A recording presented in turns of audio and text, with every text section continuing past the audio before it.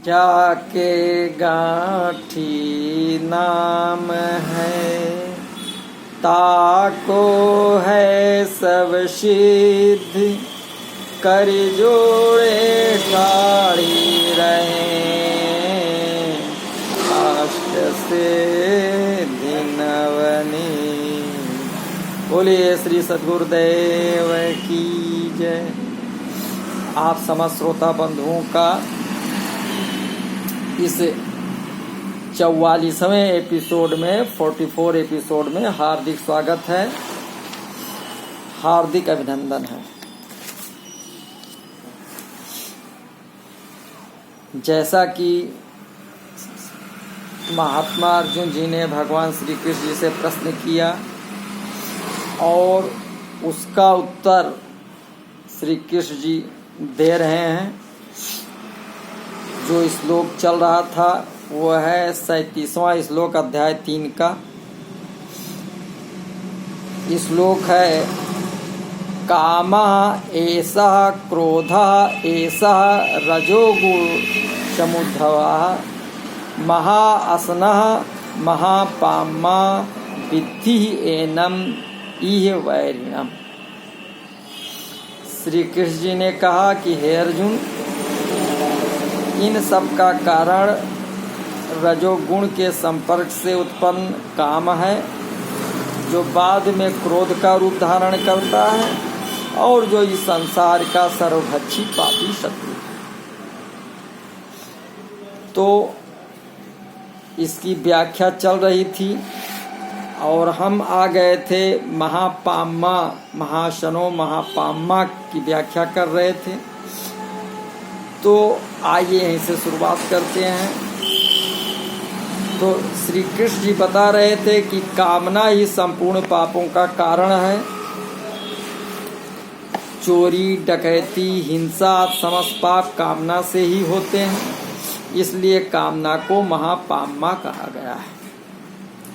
कामना उत्पन्न होते ही मनुष्य अपने कर्तव्य से, अपने स्वरूप से, अपने इष्ट भगवान से विमुख हो जाता है और नाशवान संसार के सम्मुख हो जाता है। तो नाशवान के सम्मुख होने से पाप होते हैं और पापों के फलस्वरूप नरकों तथा नीच योनियों की प्राप्ति होती है। तो संयोग जन सुख की कामना से ही संसार शत प्रतीत होता है और प्रतिक्षण बदलने वाले शरीरात पदार्थ स्थिर दिखाई देते हैं।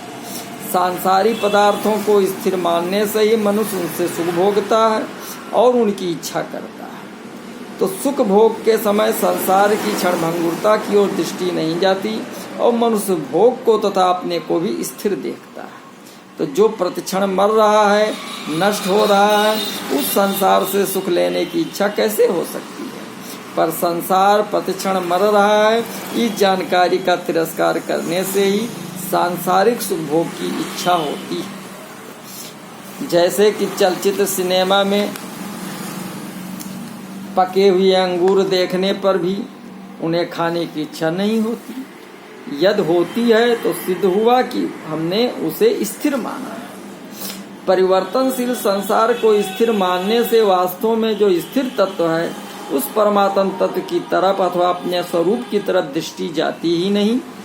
उधर दृष्टि न जाने से मनुष्य उससे विमुख होकर नाशवान सुख भोग में फंस जाता है।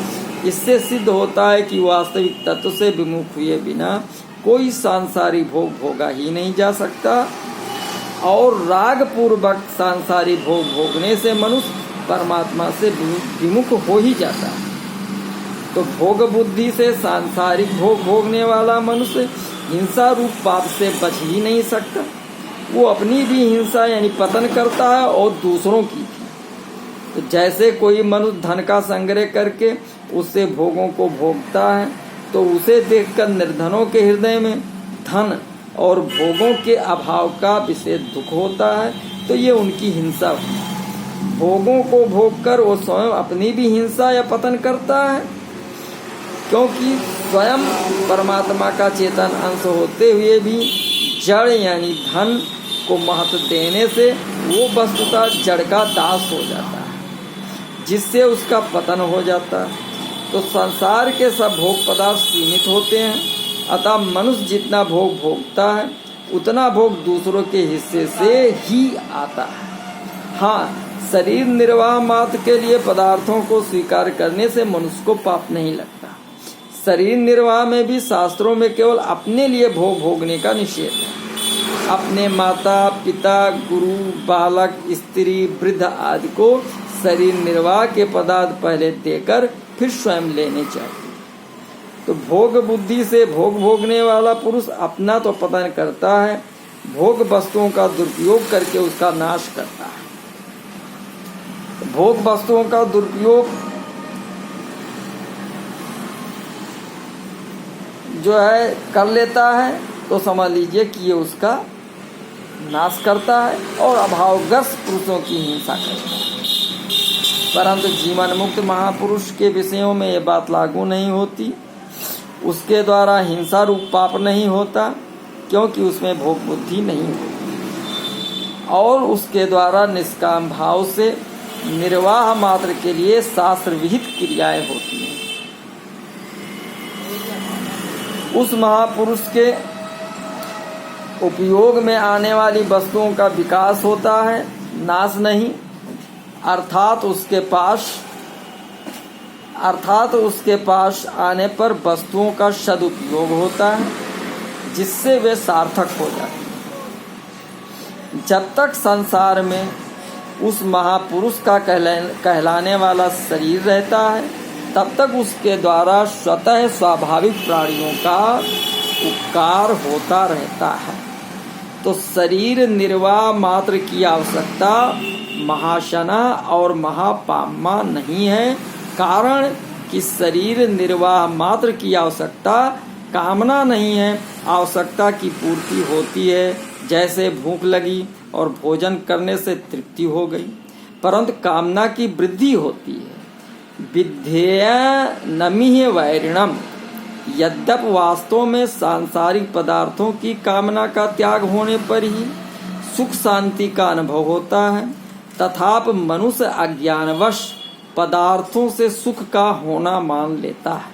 इस प्रकार मनुष्य ने पदार्थों की कामना को सुख का कारण मानकर उसे अपना मित्र और हितैषी मान रखा है। तो इस मान्यता के कारण कामना कभी मिटती नहीं। इसलिए श्री कृष्ण जी यहाँ कहते हैं कि इस कामना को अपना मित्र नहीं प्रत्युत बैरी मानना चाहिए। कामना मनुष्य की बैरी इसलिए है कि ये मनुष्य के विवेक को ढककर उसे पापों में प्रवृत्त कर देती है। तो संसार के संपूर्ण पापों, दुखों, नरकों आदि के मूल में एक कामना ही है।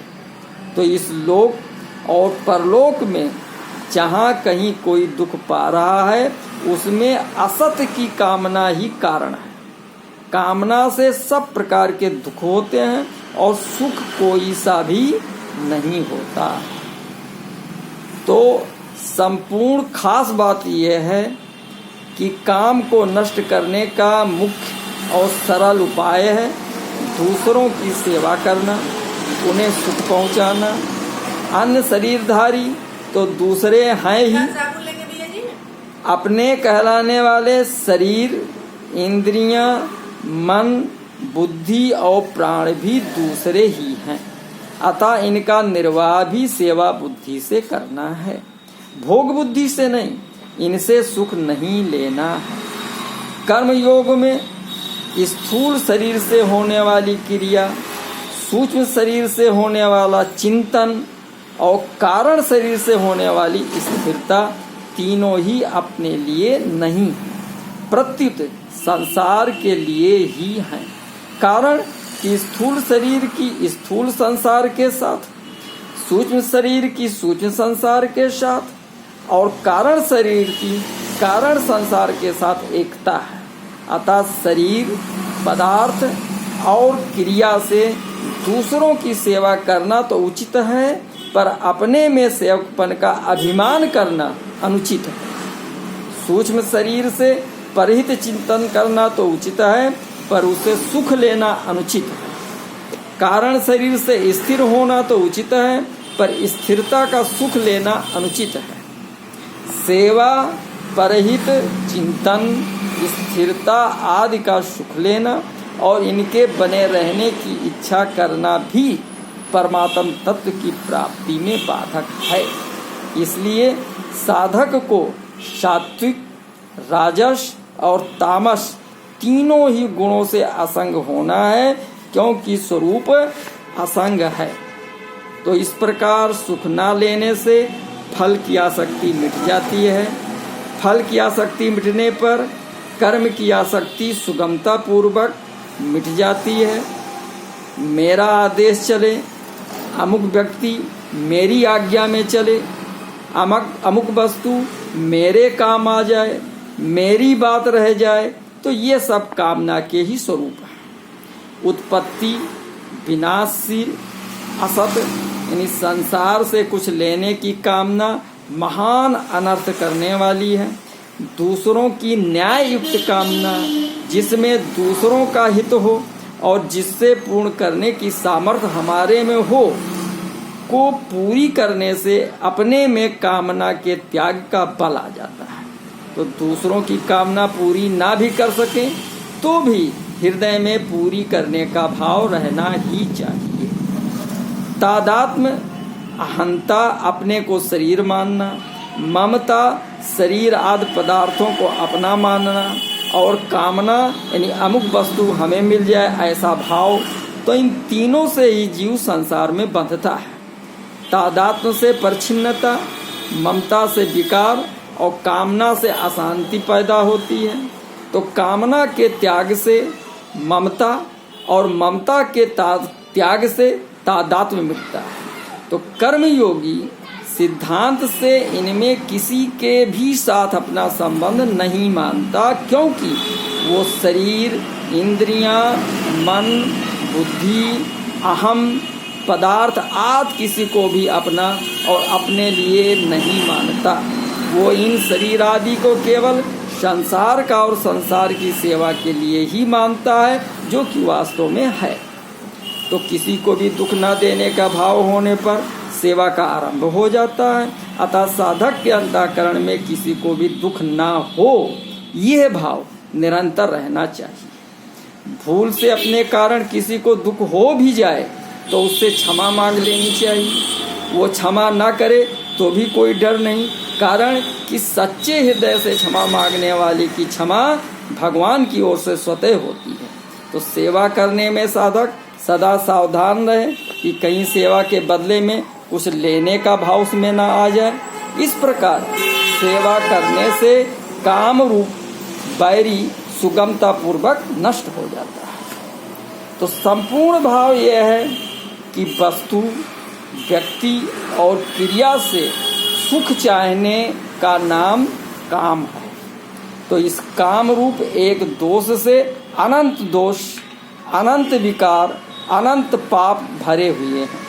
अतः जब तक मनुष्य के भीतर काम है तब तक वो सर्वथा निर्दोष, निर्विकार, निष्पाप नहीं हो सकता। अपने सुख के लिए कुछ चाहने से ही बुराई होती है। तो जो किसी को कुछ नहीं चाहता, किसी से कुछ लेना देना नहीं है, देना है लेना नहीं है, तो वो बुराई रहित हो जाता है। कर्म फल 3 प्रकार के होते हैं, इष्ट, अनिष्ट और मिश्र। तो तीनों से काम का केवल अनिष्ट फल ही मिलता है। तो शास्त्र निषिद्ध कर्म प्रारब्ध से नहीं होता, प्रत्युत काम से होता है। प्रारब्ध से फल भोग के लिए यानी कर्म करने की वृत्ति तो हो जाएगी, पर निषिद्ध कर्म नहीं होगा, क्योंकि प्रारब्ध का फल भोगने के लिए निषिद्ध आचरण की जरूरत ही नहीं है। तो काम रजोगुण से पैदा होता है, अतः पापों का कारण तो रजोगुण है, और कार्य तमोगुण है, तो सभी पाप रजोगुण से पैदा होते हैं। तो ये पाप है, तो ऐसी जानकारी होने पर भी मनुष्य पाप में प्रवृत्त हो जाता है। अतः इस जानकारी का प्रभाव आचरण में न आने का क्या कारण है, इसका विवेचन भगवान श्री कृष्ण जी अगले 38वें श्लोक में करते हैं। 38वें श्लोक में श्री कृष्ण जी कहते हैं कि धूमेन आव्रियते वैहिनः यथा आदर्शः मलेन च, यथा उल्बेन आवृतः गर्भः तथा तेन इदम आवृतम। अर्थात जिस प्रकार अग्नि धुएं से, दर्पण धूल से अथवा भ्रूण गर्भाशय से आवृत रहता है, उसी प्रकार जीवात्मा इस काम की विभिन्न मात्राओं से आवृत रहता है। तो बहुत ही सुंदर ढंग से भगवान श्री कृष्ण जी ने अर्जुन के प्रश्नों का उत्तर दे रहे हैं, जिसमें बताया कि जैसे धुएं से अग्नि ढकी रहती है, यानी धुआं उठ गया तो अग्नि दिखाई नहीं पड़ती है लेकिन अग्नि है, ऐसे ही कामना से मनुष्य का विवेक ढका रहता है। जितनी कामना होती जाएगी विवेक शून्य व्यक्ति होता जाएगा, लेकिन विवेक है अर्थात स्पष्ट प्रतीति नहीं होता। तो विवेक बुद्धि में प्रकट होता है। बुद्धि 3 प्रकार की होती है, एक सात्विक, दूसरी राजसी और तीसरी तामसी। तो सात्विक की बुद्धि में कर्तव्य अकर्तव्य का ठीक ठीक ज्ञान होता है। राजसी बुद्धि में कर्तव्य अकर्तव्य का ठीक ठीक ज्ञान नहीं होता, और तामसी बुद्धि में सब वस्तुओं का विपरीत ज्ञान होता है। तो कामना उत्पन्न होने पर सात्विकी की बुद्धि भी धुएं से अग्नि के समान ढक जाती है। फिर राजसी और तामसी बुद्धि का तो कहना ही क्या है। तो सांसारिक इच्छा उत्पन्न होते ही पारमार्थिक मार्ग में धुआं हो जाता है। अगर इस अवस्था में सावधानी नहीं हुई तो कामना और अधिक बढ़ जाती है। कामना बढ़ने पर तो पारमार्थिक मार्ग में अंधेरा ही हो जाता है। तो उत्पत्ति, विनाशशील जड़ वस्तुओं में प्रियता, महत्ता, सुखरूपता, सुंदरता, विशेषता आदि दिखने के कारण ही उनकी कामना पैदा होती है। ये कामना ही मूल में विवेक को ढकने वाली है। अन्य शरीरों की अपेक्षा मनुष्य शरीर में विवेक विशेष रूप से प्रकट है, किंतु जड़ पदार्थों की कामना के कारण वो विवेक काम नहीं करता। कामना उत्पन्न होते ही विवेक धुंधला हो जाता है। जैसे धुएं से ढकी रहने पर भी अग्नि काम कर सकती है, ऐसे ही यदि साधक कामना के पैदा होते ही सावधान हो जाए तो उसका विवेक काम कर सकता है। प्रथमा अवस्था में ही कामना को नष्ट करने का सरल उपाय यह है कि कामना उत्पन्न होते ही साधक विचार करे कि हम जिस वस्तु की कामना करते हैं वो वस्तु हमारे सदा साथ रहने वाली नहीं है।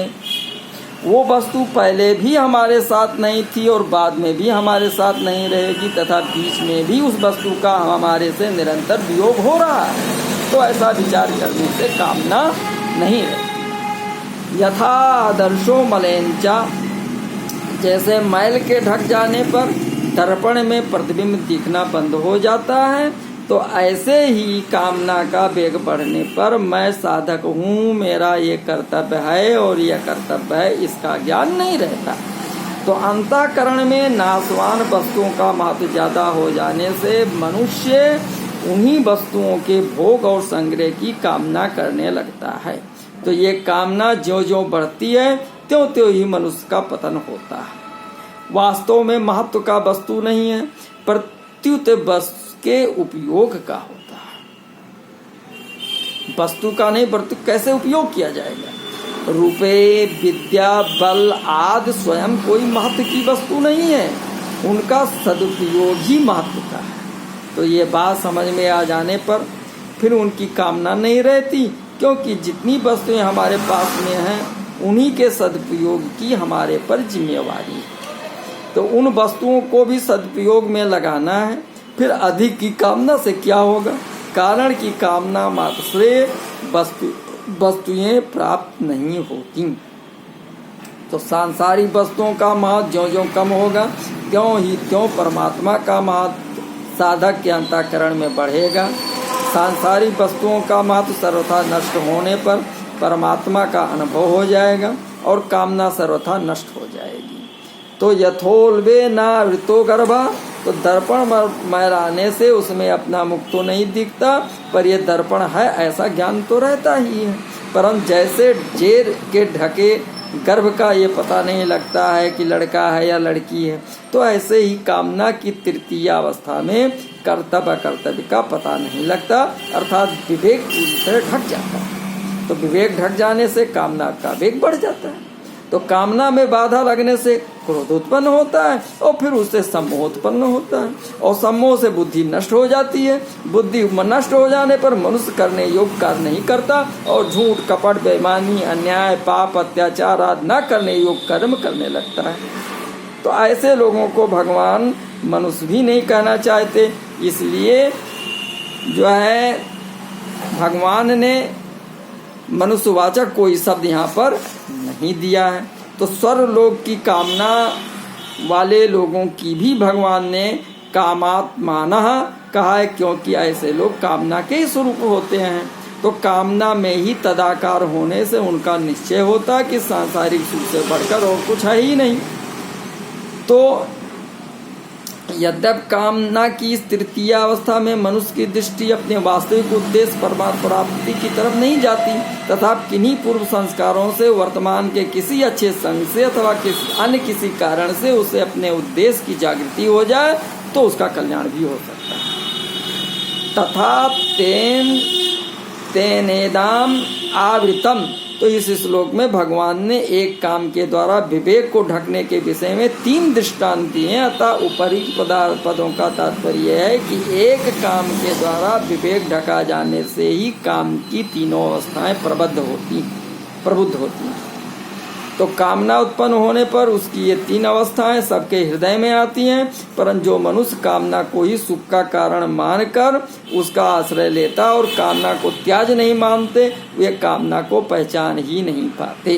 परंतु परमार्थ में रुचि रखने वाले तथा साधन करने वाले पुरुष इस कामना को पहचान लेते हैं। जो कामना को पहचान लेता वही कामना को नष्ट भी कर सकता है। अब आगे